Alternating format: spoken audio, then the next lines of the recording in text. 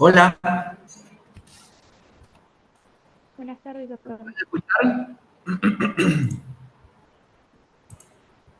Sí se le escucha. Ya. ¿La pantalla la ven también? Sí. Sí, Ya, doctor. correcto. Ya, listo. Muy bien. Bueno, yo soy el doctor John Angulo Valverde, médico neumólogo. El día de hoy les voy a dar dos charlas. Vamos a tratar de hacerlo rápido, conciso. De enfermedades que, bueno, si bien es cierto, no van a ver con mucha frecuencia, pero es importante que la sepan. Una que son las enfermedades ocupacionales. Dentro de ellas hay subtipos de enfermedades ocupacionales. Y la otra charla que es la neumonía por SARS-CoV-2 o el COVID-19, que fue un evento bastante drástico a nivel mundial. Entonces empezamos con las enfermedades ocupacionales, que es un tema no tan largo, un tema corto. Primero, cuando hablamos de enfermedades ocupacionales, en nuestra mente debería venir el término neumoconiosis. Siempre. ¿Por qué? Porque la neumoconiosis es una enfermedad crónica que justamente se va a producir por inhalar polvo de minerales o metales pesados que se producen y los cuales van a producir alteraciones tisulares al contacto del pulmón o del parénquima pulmonar. ¿Por qué este tipo de enfermedad está asociada a enfermedades ocupacionales? Porque estos minerales o metales pesados van a estar justamente en ambientes donde están los trabajadores globales a nivel ocupacional. Minas, están en partes de construcción, en lo que es soldadura, entre otros. Entonces, dentro de las neumoconiosis podemos dividirlas en alteraciones histológicas e inclusiones en macrófagos. Las alteraciones histológicas se producen por más frecuencia el silce, el asbesto y el carbón, y las inclusiones en macrófagos está asociada al hierro, al estaño y al bario. Entonces, dentro de las neumoconiosis por silce, tenemos tres subtipos. La cristalina, que se encuentra en el cuarzo y dentro del cuarzo en la tridimita. La microcristalina, que está en el pedernal y en el sílex, que generalmente viene también asociado junto con el carbón, y el silicato amorfo, que es la diantomita, que es más que todo el cuarzo ya prácticamente destrozado o molido, ¿no?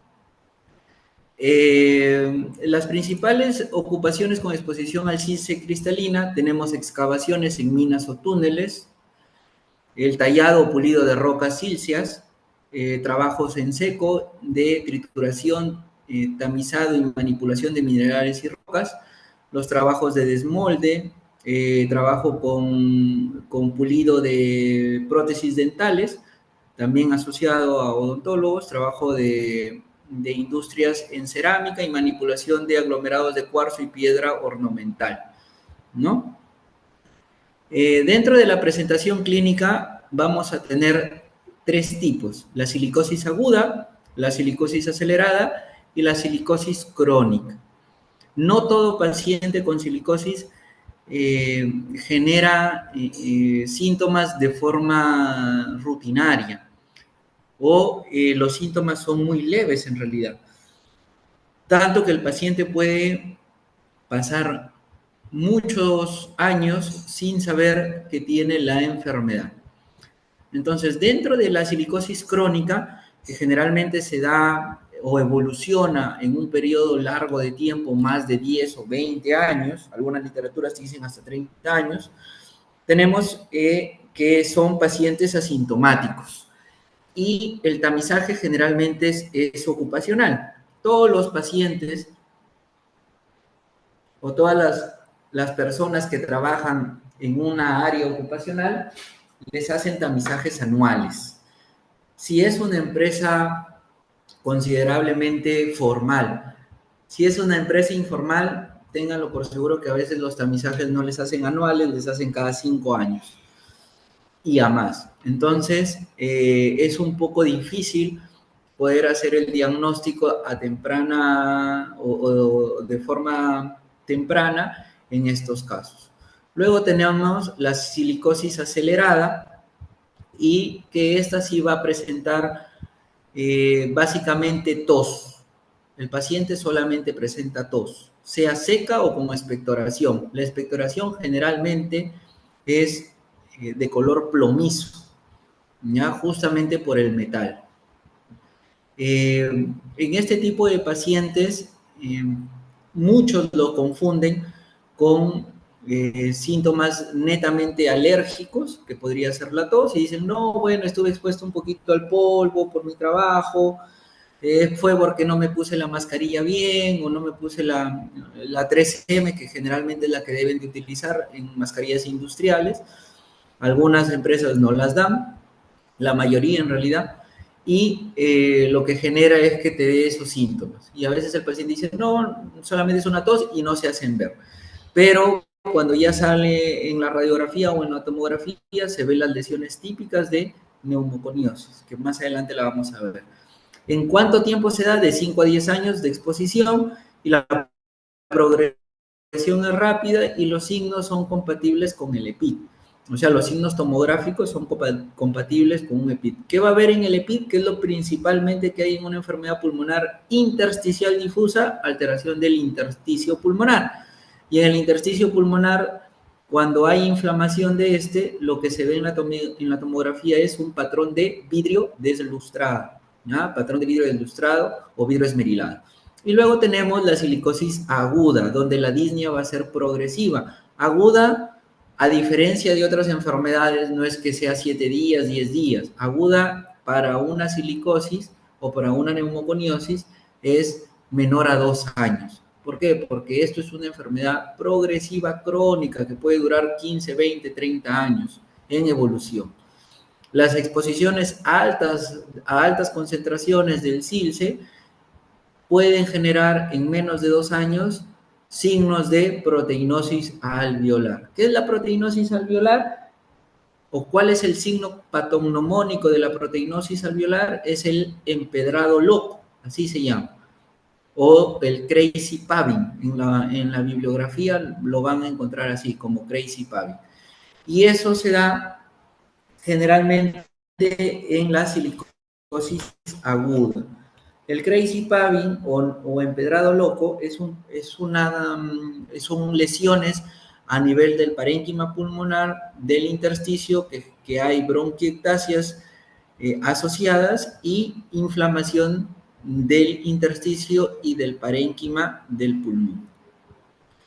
Las formas clínicas, tenemos, bueno, lo que ya habíamos hablado también, la crónica simple, la crónica complicada, la que genera una fibrosis pulmonar intersticial, la acelerada y aguda. Este es otro tipo de formas clínicas que pueden estar relacionados al sílice, que en realidad es lo mismo, pero te subdivide la crónica en simple y complicada, y la acelerada, donde ya tú ves signos de FPI como aparte, asociada con fibrosis pulmonar intersticial. ¿Qué es lo que vamos a encontrar? Nódulos y masas dentro de la crónica, sea simple o complicada, menor a 10 milímetros y mayor de 1 centímetro. Bueno, acá en morfología la masa en realidad es mayor a 3 centímetros, ¿no? No es mayor a 1 centímetro. La literatura lo menciona así, pero si es que somos muy estrictos, tendría que ser mayor a 3 centímetros en los términos radiológicos de la masa. El patrón retículo nodular difuso, que se genera o se ve en la fibrosis intersticial, y la proteinosis alveolar, que se ve en la parte aguda. En todos va a estar relacionada la tos y la disnea. En la crónica simple, generalmente no hay mucha alteración, ¿no? ¿Por qué? Porque es una enfermedad progresiva que no va a hacer que la falla pulmonar sea tan aguda como para que la función pulmonar disminuya, ¿no?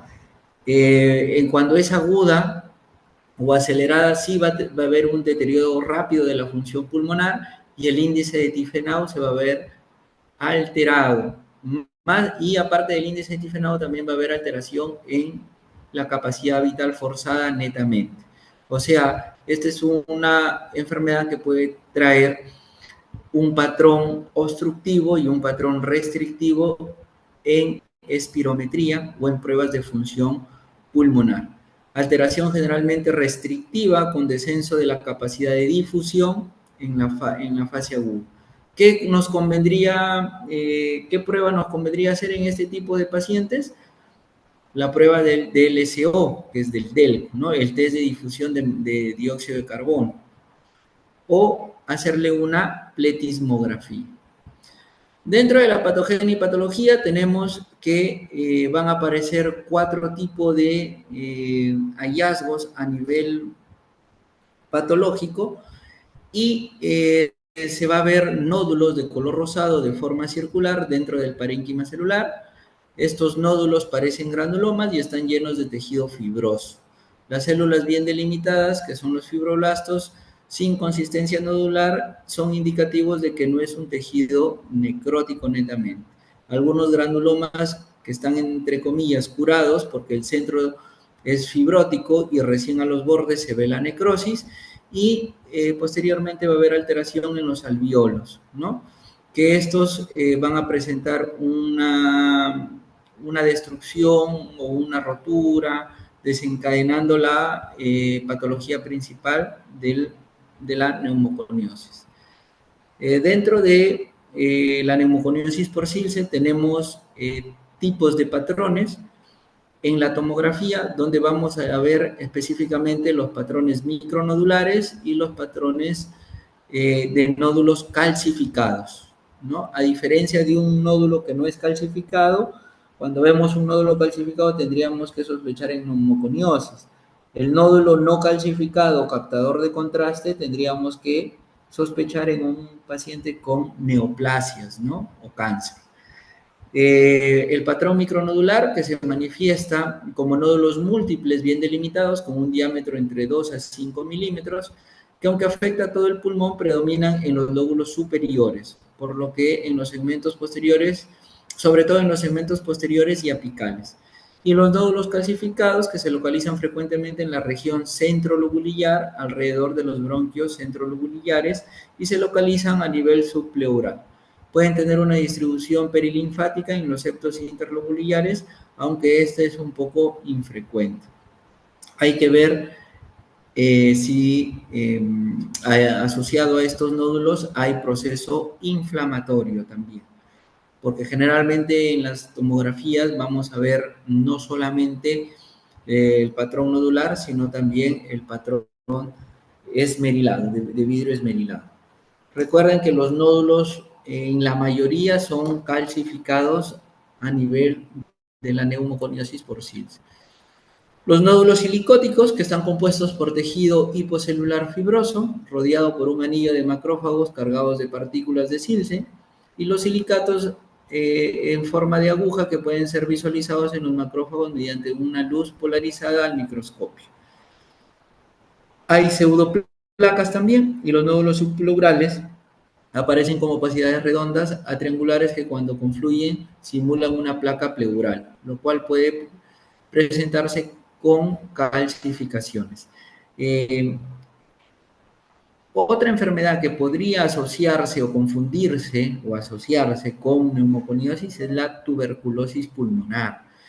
Entonces, tenemos que tener mucho cuidado al momento de ver los micronódulos, porque el patrón en árbol en brote que también se ve en la tuberculosis se asocia o se parece mucho a los nódulos silicóticos.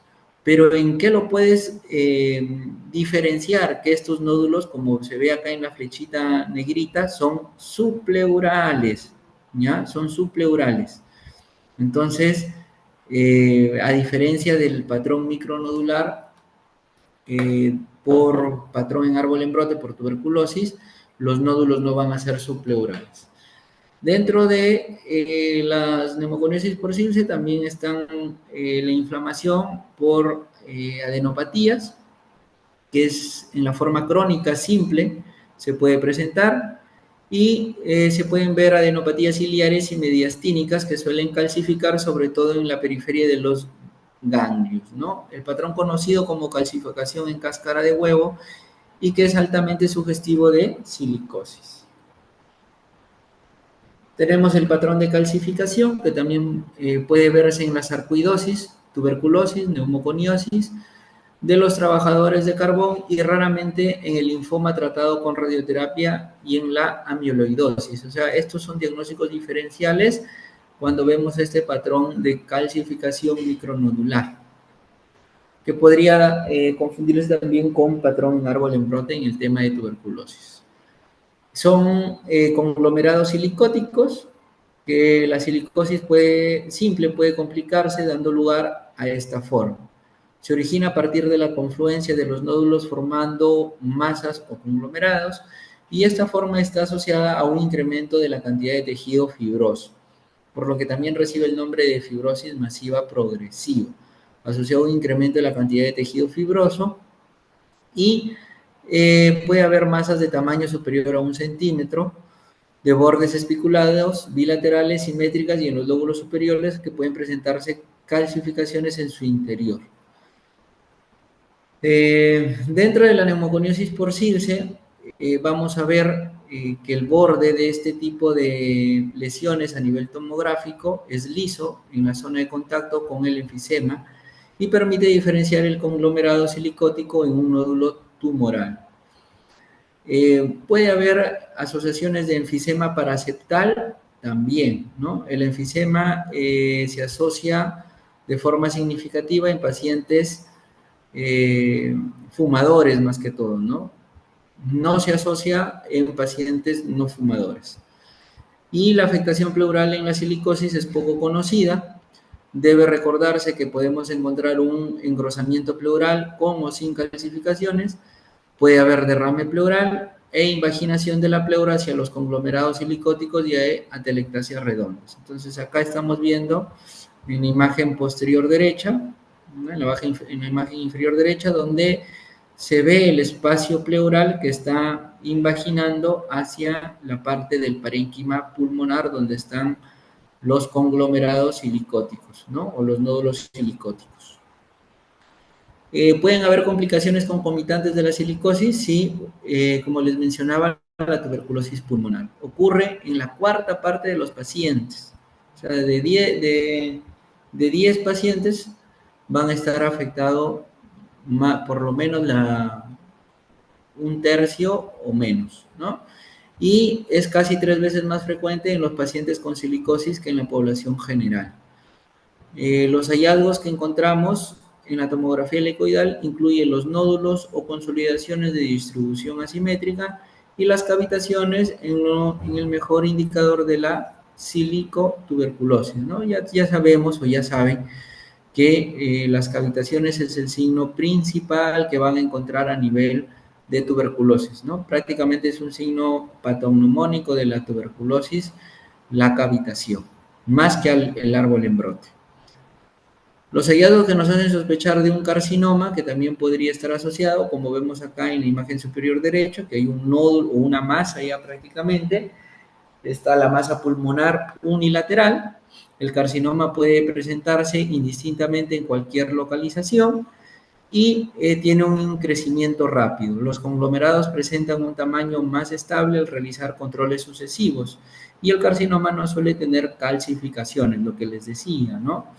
No hay calcificaciones o el nódulo no es calcificado en un paciente con una masa pulmonar, ¿no? Eso más se ve en el tema de neumoconiosis por Silce netamente.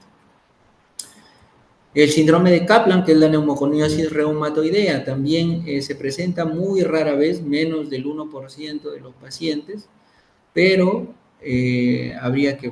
tienen que conocerla. Se caracteriza por la presencia de nódulos necrobióticos y que aparecen de forma rápida, ¿no? Como opacidades grandes que se localizan preferentemente en la periferia del pulmón. La presencia de nódulos de mayor tamaño de manera habitual se ve en silicosis siempre. Y luego tenemos la neumoconiosis por carbón. Presenta contenido de carbón hasta en un 85 a un 95%, que específicamente es la antracita o antraquita que le llaman, que es prácticamente el polvito del carbón. El mineral suele estar contaminado con sílice y la agresividad a nivel pulmonar es un 50% menos agresivo que la neumoconiosis por SILS, ¿ya? Es menos agresivo que la neumoconiosis por SILS. Igual tenemos el paciente que puede estar asintomático, puede haber tos. A diferencia del silce, hay una melanoptosis, o sea que va a originar una tos con una sangre coagulada prácticamente o negra, por eso es melanoptosis, ¿ya? Y también va a haber disnea. En la broncoscopía podemos encontrar como la imagen B, ¿no? Es una signos de antracosis con prácticamente sangre coagulada que puede estar sucediendo por el tejido inflamatorio. ¿Qué es lo que vamos a encontrar? Nódulos y masas menos definidas que la silicosis, se calcifica del 10 al 20% en su totalidad y las lesiones de distribución generalmente son centrales, como se ven acá, pariliares centrales, a diferencia de la silicosis que son subpleurales, ¿no? La lesión es central y las adenopatías centrales están presentes en el 30% de los casos. El signo de cáscara de huevo es infrecuente, no es como en la silicosis, que sí va a haber el signo de cáscara de huevo de forma frecuente. ¿Dónde vamos a encontrar el asbesto? En las calaminas, generalmente en los techos de calaminas, y esto se viene visualizando o haciendo desde 1973. La Oficina Internacional para la Investigación del Cáncer declaró que todas las formas de asbesto como son carcinogénicas para el ser humano. A pesar de este conocimiento y de que el asbesto ha sido prohibido en 52 países del mundo, aún se genera 2 millones de toneladas anuales, siendo los principales productores Rusia y China, ¿no? Y sobre lo anterior se agrega la gran cantidad de asbesto presente en construcciones y materiales actuales por el enorme uso dado entre 1950 y 1980. O sea, esto viene desde hace mucho tiempo, pero lamentablemente se sigue utilizando este tipo de materiales en algunas, para abaratar costos prácticamente en algunos establecimientos, ¿no? El Perú, bueno, siempre es pionero en utilizar lo que menos conviene para su población. Por eso es que hay bastantes casos de neumoconiosis y no ves tú a un trabajador haciendo un techo de esta forma, ¿no? Con su traje de protección, su mascarilla, su casco. Acá se pone un polo en la nariz, en la boca y ya, listo. Peor todavía. La neumoconiosis por el asbesto, este puede ingresar de forma inhalada, de forma deglutida o contacto con la piel. Por eso es que la protección de estas personas es todo prácticamente. No solamente es ponerse una mascarilla, sino es de forma inhalada, deglutida o contacto con la piel. Ingresa las fibras de amianto y hacen depósito alveolar, provocando la respuesta fagocitaria y el proceso inflamatorio, destrucción pulmonar, daño intersticial y afección a distancia también. Las manifestaciones clínicas tenemos que a nivel de pleura generalmente son benignas, hay placas pleurales, derrame pleural benigno, fibrosis pleural difusa y atelectasias redondas. Y las afectaciones malignas está el mesotelioma que aumenta la mortalidad en semanas. Es menos frecuente. En el pulmón tenemos las benignas, que está la asbestosis, la fibrosis peribronquial y el EPOC, y en las malignas el cáncer de pulmón y laringe. Piel, puede haber callos de amianto y otros como el mesotelioma en peritoneo, cáncer de estómago, esófago, colon, recto, ovario y riñón. O sea, el asbesto es dañino prácticamente para todo el cuerpo. Son los tres sustancias o tipos de neumoconiosis que deben conocer más, ¿no? La silicosis por carbón y el asbesto. Y luego pasamos al tema de el SARS-CoV-2, ¿no? De las neumonías por SARS-CoV-2. Entonces, ¿qué tenemos que ver acá en el SARS-CoV-2? Primero, mencionar 5 características del coronavirus como puntos claves, conocerlo al coronavirus, cuál es la recomendación actual respecto al uso de la mascarilla, que es importantísimo, cuáles son las pruebas de detección viral y en qué consisten, la definición actual de COVID severo según la última guía terapéutica de la OMS y cuál es la indicación de uso de corticoides en el tratamiento de COVID-19. Entonces, el SARS-CoV-2 es una familia amplia de virus del ARN monocatenario que no es nueva, ¿no? Que es un virus zoonótico que se conoce desde hace mucho tiempo. Hay 7 virus o coronavirus en humanos capaces de infectar a las personas. Los 4 coronavirus comunes tenemos el coronavirus OC43, el HKU1 y el 229 y NL63, o el alfa coronavirus, como lo quieran llamar, o el beta coronavirus, o el 4 coronavirus. Son enfermedades que se van a dar prácticamente en la parte de la vía respiratoria superior y generalmente son enfermedades virales leves. El 2% de la población son portadores saludables de un coronavirus. Del 5 al 10% de las infecciones respiratorias agudas están presentes en la parte viral. En el adulto, en niños es mucho, mucho mayor. Y hay 3 beta coronavirus, que es el MERS coronavirus, el SARS coronavirus y el SARS coronavirus tipo 2, que es el que nos obligó a estar en una pandemia, ¿no? Los cuales los 3 te pueden dar un síndrome respiratorio severo y la transmisión en humanos es debido a un contacto estrecho, directo o indirecto. El coronavirus o el SARS-CoV-2 es una especie del SARS-CoV, género beta coronavirus, un virus de ARN grande, el 82% de identidad de nucleótidos con el SARS-CoV-2, o sea, se parecen mucho, comparte 7 proteínas no estructurales y penetra las células a través del receptor de la enzima convertidora de angiotensina 2. Por eso es que los pacientes tenían mucha fiebre y malestar general. De preferencia, se inhala o se ve por las vías respiratorias altas y bajas.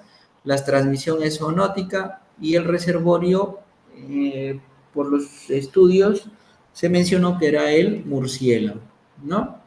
Sensible a los rayos ultravioleta y al calor, y es inactivo por solventes lipídicos que incluyen el éter, el etanol, desinfectantes que contienen hipoclorito sódico o ácido peroxiacético, ¿no? O cloromorfo también.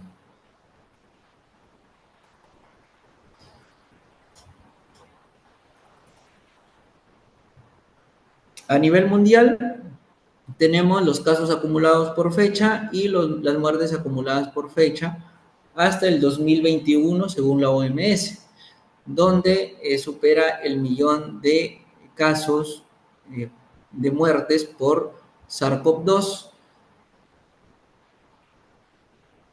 Perdón, casos acumulados mayor de 1.000.000 y mayor de 40.000 casos de muertes hasta, hasta el 2021, y en las últimas 24 horas, según lo que reportaba, era 170 muertes por día. Y en las últimas 24 horas los casos nuevos subían a 6.622 casos.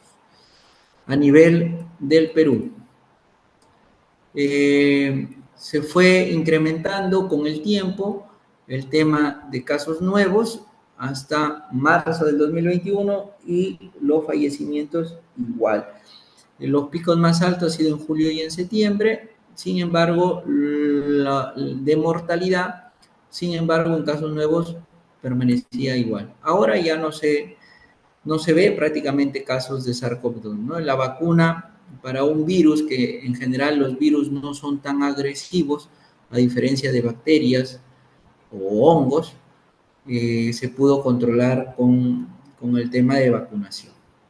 El espectro clínico es variable, pueden haber los pacientes asintomáticos, puede haber infección respiratoria aguda leve, produciendo catarro autolimitado, como si fuera un patrón estacional en invierno, y puede haber epidemias e infección respiratorias bajas con gravedad clínica variable. Ya puede estar la neumonía, que puede ser de leve, moderada, grave, se va a valorar de acuerdo a la saturación de oxígeno, los síndromes respiratorios severos y la neumonía grave por SARS-CoV-2, que también lo engloban como severidad.